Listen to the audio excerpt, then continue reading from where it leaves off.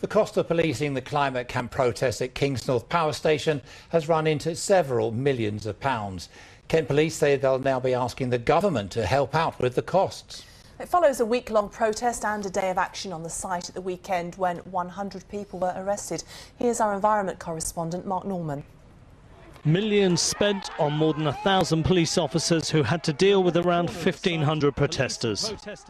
The police say it's been a challenging week that's cost them millions of pounds. Those challenges began on Monday when we saw police with riot shields march up this field to face protesters. Move back! Move out of the way! Move back!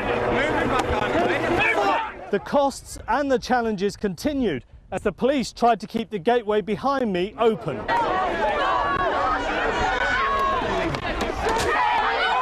Meanwhile, more than 100 protesters had to be rescued from the River Medway.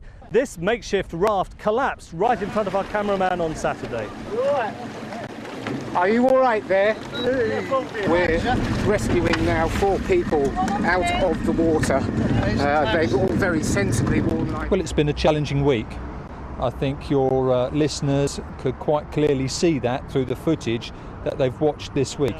Cost of the operation will run into several million pounds.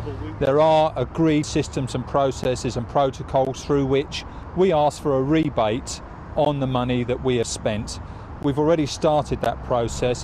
While the police prepare their case, people at the camp have spent 2 days packing theirs and reflecting on a week trying to persuade E.ON not to build a new coal-fired power station at Kingsnorth.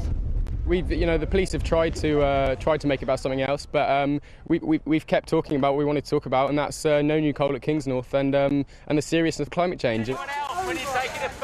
But this may not be the end of the story. If E.ON do get permission, climate camp organisers say they will continue direct action protests such as we saw on Saturday, and the police say they will continue to stop them making any illegal protests.